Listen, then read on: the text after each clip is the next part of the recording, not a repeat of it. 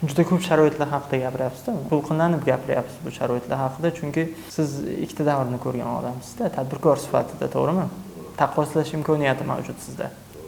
Shu taqqoslash imkoniyati sababli bugun siz bugungi kunimizga yaxshi baho beryapsiz. Demak, sharoit bor. Siz tadbirkor sifatida xursandsiz. Lekin mana shu sharoitdan boshqa tadbirkorlar, dehqonlar, tomorqa yer egalari qay darajada foydalana olyapti? Bu savol ham bor-da. Imkoniyat berilgani yaxshi, lekin biz qay darajada samarali foydalanyapmiz bizga berilgan imkoniyatdan? Bu samarali foydalanish uchun nimalar qilish kerak? Men eslayman, qachon shunaqa e'tibor bo'lgan, qanaqa yordam bo'lgan davlat tomonidan to'xtamasiz qarorlar chiqayotgan qarorlar shu darajaga borilyaptiki, ko'rgazmaga borsangiz siz joylar to'lanib berilyapti puli. Tekinga boryapsiz. Unaqa bo'lmagan. Ilgari sotib olardi joyda biz borib. Bir kvadrat metr falon pulga mana esimda $4,000, $5,000, $10,000 sotib olardik biz. Hozir tekin shu joylar.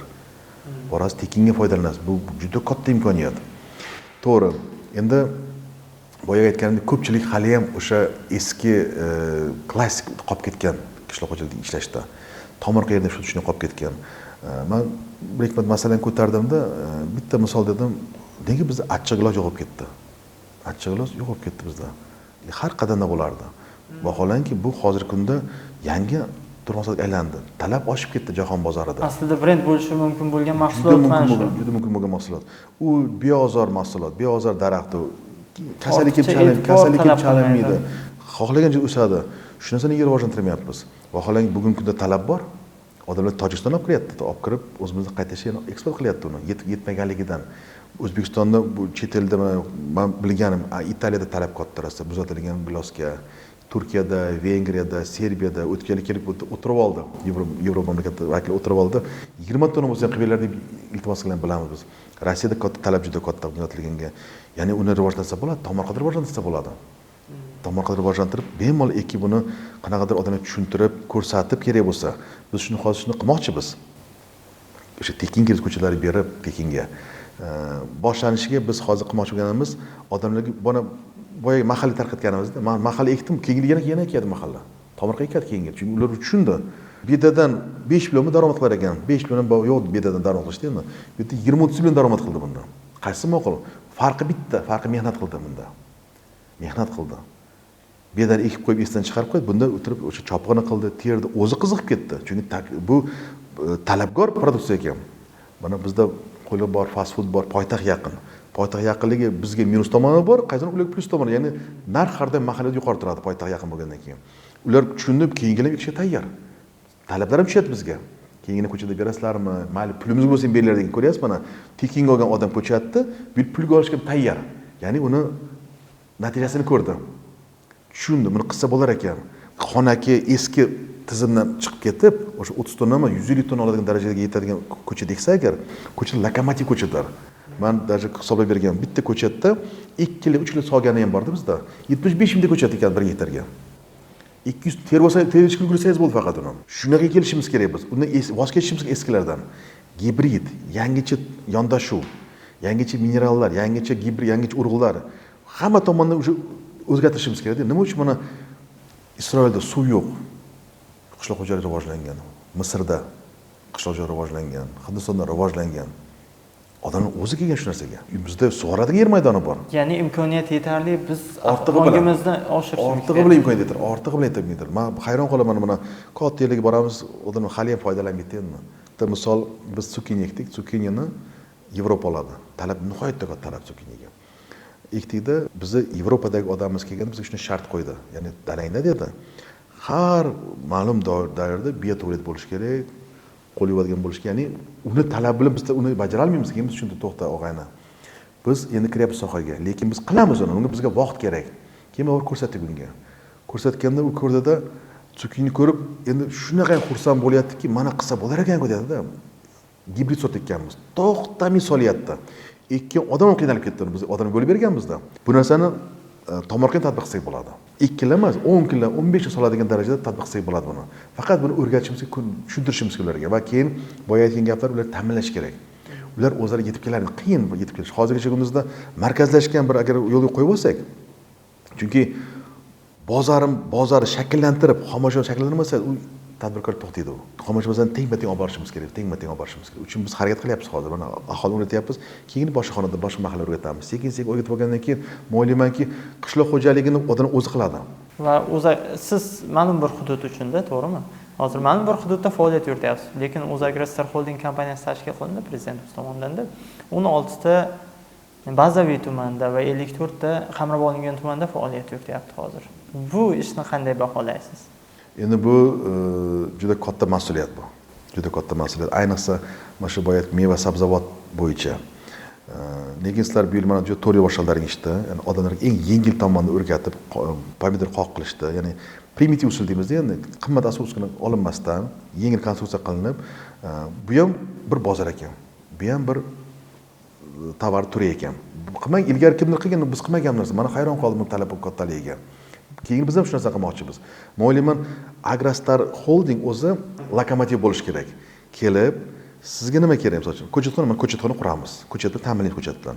Bozorni ta'minlaymiz. Yo qanaqadir bir korxona bilan kollaboratsiya qilish usulida yoki biz o'zi tomonidan yoki bir tadbirkor yordam berish orqali odamni yoki masalan ipotechniy sanoat lizingi deymiz, qilib berish orqali bozor yaratib, uni bozorga chiqarib qo'ysa, mo'lim yurib ketadi. Yuradi. Chunki har bitta agar tumanda yer yo'q odamning o'zi yo'q. Hamma joyda yeri bor, tomorqa yeri bor kamida.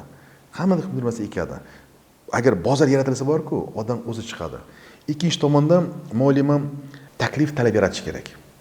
Ilgari biz talab taklif yaratardik, talab bo'lsa taklif chiqadi. Mo'lim teskarisi qilish kerak hozir. Mana olaman. Men talabgorman, lekin men taklif beraman sizlarga.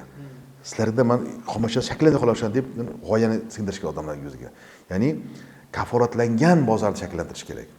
Boya aytgan mahalliy bozor bor bu, yaxshi bu, lekin mahalliy bozorda imkon cheklangan, sotib olish qobiliyati cheklangan va iste'mol cheklangan uni.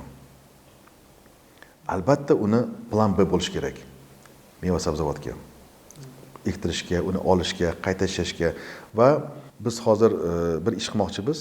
O'sha italiyalik agronomlar bilan birgalikda ikkita o'zimiz mahalliy yoshlarni ham qo'shib ular o'rgatmoqchimiz agronomiyaga. Agar ular haqiqatan shuni yaxshi ilm olsa, o'rgansa, uni keyinchalik yana Gollandiyaga, Gollandiyaga borgandan Gollandiyani ko'rdim. Bizda kollej qana o'zlarda agronomik kollej shunaqa, o'quv markazlari. 3 oyligi bor, 2 haftalik boyat tuproqshunoslik bo'yicha alohida yo'nalish. Virusologiya alohida, himoya qilish alohida. Ya'ni vegetatsiya alohida. Har bitta jarayon alohidadan yayib o'rgatadilar hammasini. Shuning bizning agronomimiz ham bor-ku. Biron narsa bo'lsa, yo'da целый komandasi bor. U yoqqa jo'natadi, ular o'rganadi, o'zini fikr aytadi. Konsulyum deymiz. Vrachlar ham konsulyum qiladi-ku. O'sha konsulyum qiladilar. Va biz ham shunga tayyorlashimiz kerak. Keyin issiqxonalar bo'yicha barqachon sizlar bilan to'qnashasizlar, yuqori daromadli o'tkazishimiz kerak. Ya'ni yerga ekilagidan qochishimiz kerak. Issiqxonani o'zi bu nomi o'zi himoyalangan gruntlar, himoya qilingan. Ya'ni yerda virus bor. Yerda eksangiz uni me'yori bor-da, uni me'yori tonnada. Qachondir tomir virus ketib boradi, uni siz hech qanday saqlab qola olmaysiz uni. Ko'chatingiz quriydi. Ma'lum vaqtdan keyin. Himoyalangan grunt esa u himoyalangan. Uni siz parvarishlasangiz, siz xohlagan davragacha olib borasiz uni. Ya'ni yuqoriroq natija olasiz. Vaholanki yerga ekilganga ham, himoyalangan gruntga ham bir xil xarajat. Gidroponika usulini nazarda tutamiz. Gidroponika bir xil xarajat. Inson xarajati, svet xarajati, gaz xarajati, mineral xarajati bir xil ketadi. Mehnat bir xil, lekin olinadigan 2-3 barobar farq qiladi. Hosildorlik. Endi buni yana rivojlantiraman desangiz, ya'ni yangi avlod desangiz, unga CO2, ya'ni ulikisli gaz deymiz, uning ichkari berilishini, u alohida yo'nalish, u ham opsiq hisoblanadi bu. Sun'iy quyosh alohida opsiq qilinadi. Bular hammasi qilsangiz, yana ham daromad oshib boraveradi daromad. Endi unga yetib borish, hozircha hatto bir yerdan qochib gidroponik o'tib olsak ham, bu ham natija. Natija. Yaxshi natija bo'ladi bu ham. Hammani o'zining siri bo'ladi-da. Va ma'lum maslahatlarni kimlargadir berasiz va aytilmaganlari ham bordi. Suhbatimiz eksklyuziv bo'lsa, siz 3 ta maslahat bering tadbirkorlarga. Muvaffaqiyatli tadbirkor sifatida ular nima qilsa rivojlanadi. 3 ta maslahat. 3 ta maslahat. 3 ta maslahat endi birinchi navbatda niyat to'g'ri qilish kerak. Keyin boyaga aytganingizdek, shaxsan men qo'rqmayman yangilikni tatbiq qilishdan.